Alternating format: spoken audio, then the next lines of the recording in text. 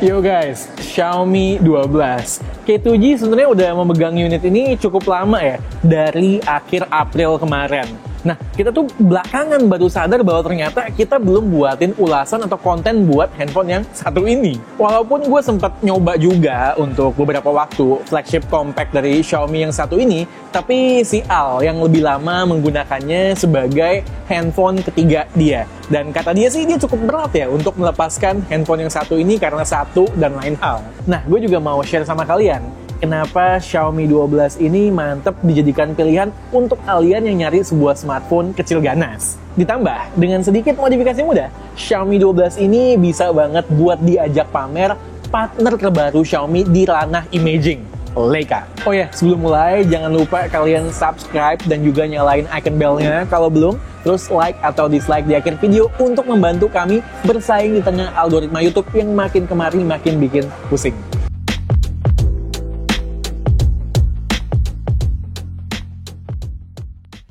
Syarat utama masuk segmen kecil ganas di K2G udah terpenuhi di Xiaomi 12. Relatif kecil dengan ukuran 6,28 inch dengan bezel yang balance di semua sisinya. Power yang mumpuni untuk bersaing dengan smartphone flagship lain, dan spek-spek lain yang nggak terlalu dikorting dari varian yang lebih besar dan lebih mahalnya.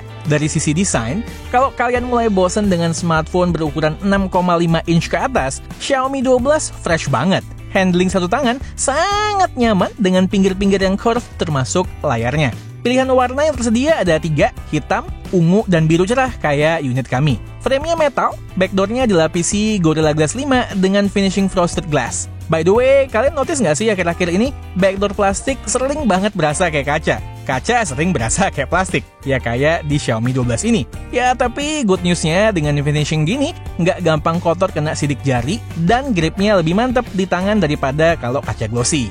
Modul kameranya sesuai dengan varian Xiaomi 12 lainnya yang mirip kayak kartu domino juga. Seperti biasa, di atas ada IR blaster yang guna banget dan masih terus dipertahankan Xiaomi. Di sebelahnya ada branding Harman Kardon yang nge-tune stereo speaker yang berada di frame atas dan bawah. Suka banget nih gue stereo speaker yang nggak nyatu sama earpiece begini, karena soundnya jadi lebih balance dan bagus. Kualitasnya ala flagship Xiaomi, TOP.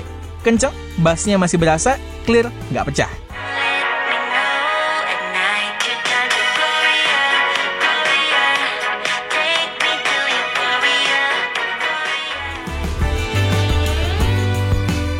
Balik ke depan, layarnya pakai gaya hole punch display di tengah dengan fingerprint sensor di dalam layar yang cepat dan akurat.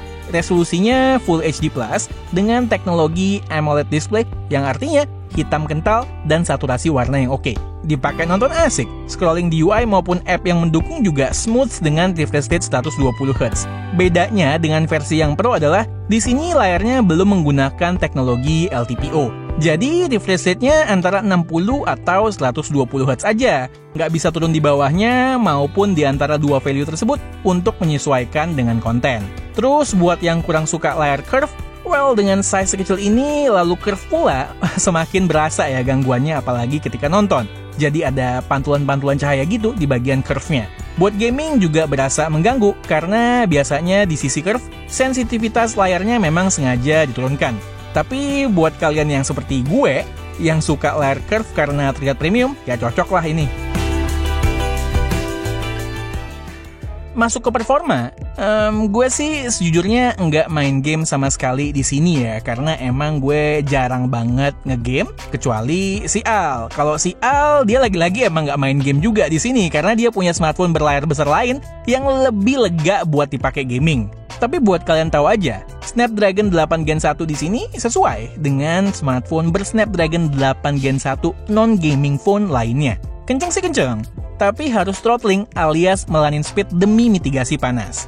Nah, di sini mungkin berhubung bodinya kecil, otomatis ruang untuk penyebaran panas di dalam pun minimal. Hasilnya, Xiaomi 12 bakalan throttling lebih cepat. Main game kayak Apex Legends, by game kedua throttling udah berasa. Di LOL Wild Rift yang lebih ringan sih, gue nggak merasa ada penurunan performa yang berarti. Intinya, kalau memang mau ngegame di sini ya, kita butuh untuk kecil-kecilin settingan grafis supaya lebih stabil. Di luar gaming sih, gue nggak menemukan problem performa yang berarti ya. RAM-nya 8GB, lebih dari cukup. Jarang gue experience app di close di background. Toh kalau masih kurang, ada fitur RAM extension yang bisa nambahin RAM 3GB lagi dengan memakai internal storage yang udah dikasih. Legah dan cepat pula, 256GB UFS 3.1. Masuk ke kamera. Seru nih guys. Sejam setelah Xiaomi 12S series rilis, which merupakan seri pertama Xiaomi yang berkolaborasi dengan Leica, mendadak muncul APK seri Xiaomi tersebut yang ternyata bisa diinstal dan dipakai di Xiaomi dan Poco yang rilis sebelumnya. Kabarnya kompatibel dengan semua Xiaomi dan Poco yang berAndroid 12. Hasilnya, kita dapat UI kamera ala seri 12S yang sudah di-Leicanisasi. Perubahannya including font UI, watermark ala Leica, serta penambahan 4 filter. Seru banget deh, terutama watermarknya untuk lucu-lucuan di sosial media. Belagak Leica aja dulu, ya nggak?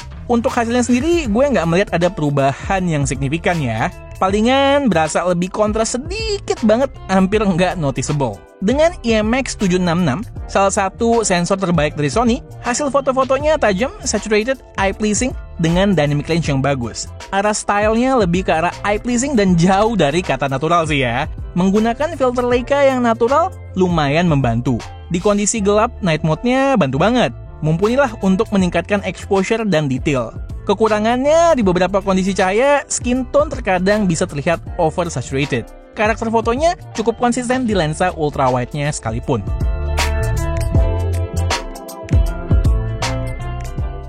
Di belakang ada triple camera setup, yang utama adalah IMX766, resolusi 50MP, lalu ada lensa ultrawide 13MP dan telemakro 5MP.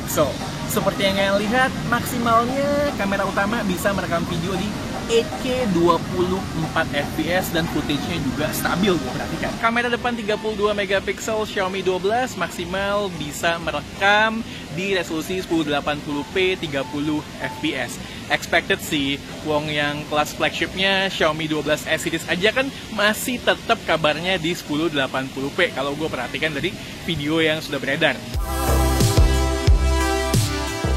Konsumsi baterai Xiaomi 12 menurut gue cukup bagus untuk sebuah smartphone compact dengan power yang besar. Gue bisa dapat 5 jam lebih screen on time bahkan ketika dipakai cukup berat sekalipun. Kalaupun habis, ngecas dengan charger 67 wattnya bisa ngisi baterai 4500 mAh-nya dari 0 sampai dengan 100% dalam waktu 46 menit saja. Kerennya lagi, Xiaomi 12 support fast wireless charging up to 50 watt dengan wireless charger khusus yang harganya gue pantau cukup mahal. Dan bisa reverse wireless charging juga tentunya. By the way, ngomongin charger, kita tahu dong, banyak brand yang makin kesini tidak menyematkan charger dalam box pembelian. Jadinya kita harus beli kepisah. HP mid-range pun bahkan beberapa udah mulai ikutan. Nah, buat kalian yang butuh charger, gue mau rekomendasiin Ugreen Nexus 65W charger yang menggunakan teknologi GaN yang canggih. Di mana, dengan teknologi ini, sebuah charger dapat menghasilkan output yang tinggi dalam form factor yang ringkas dan yang paling penting, aman. Sekarang, kemana-mana, gue cuman bawa satu charger ini doang. Satu untuk semua. Buat laptop juga bisa. Tinggal selipin di sling bag gue aja pokoknya. Tongkrongannya juga minimalis elegan. Nggak murahan dan nggak malu-maluin. Buat yang tertarik, bisa beli di Shopee dan Lazada. Ada potongan harga up to Rp55.000. Hanya sampai 31 Juli 2022. Khusus pembelian di Shopee, bisa menggunakan kode voucher yang tertera di layar. Selain hal-hal objektif yang udah gue sebutin di atas tadi, ada beberapa alasan yang super subjektif kenapa gue dan terutama Al susah lepasin si Xiaomi 12 ini. Pertama adalah vibration motornya yang halus banget dan berasa flagship grade khas Xiaomi. Kedua adalah pilihan kodek Bluetooth audio yang lengkap. aptX adaptif ada, LDAC ada, dan terutama kodek LHDC yang entah kenapa akhir-akhir ini nggak bisa dipakai di HP lain selain Xiaomi. Vio UTW S5 kami ini nggak bisa connect pakai LHDC ke HP di luar Xiaomi nih. Padahal dulu kok Oppo bisa loh. Terus kalau pakai aptX adaptif, kita juga dikasih opsi low latency mode dari settingan Bluetooth. Ini juga gue belum lihat di HP lain. Drop komen di bawah ya kalau kalian pernah lihat opsi ini di HP lain di luar Xiaomi. Nah, yang terkait Bluetooth audio ini adalah alasan utamanya si Al kenapa dia belum bisa ngelego Xiaomi 12. HP kecil, Bluetooth audio mantap, storage gede, bener-bener cocok banget dibuat media player dia sehari-hari. Demikian katanya. Soal subjektivitas, ada juga yang berpengaruh negatif nih. Apalagi kalau bukan soal MIUI berbasis Android 12 yang memang bukan UI favorit K2G. Gue masih berharap ya, supaya Xiaomi bisa segera merevamp UI-nya supaya jadi lebih ramping dan juga lebih segar. By the way, update-nya di Indo kurang oke nih. Ini bulan Juli kan ya, masa terakhir dapat security patch-nya bulan April. Ayo dong Xiaomi, update software-nya, digencarin lagi, dibenahin. Good news-nya sih, nggak ada bug yang berarti di versi firmware yang sekarang ini. Terakhir, Xiaomi 12 support dual SIM only dan 5G ready.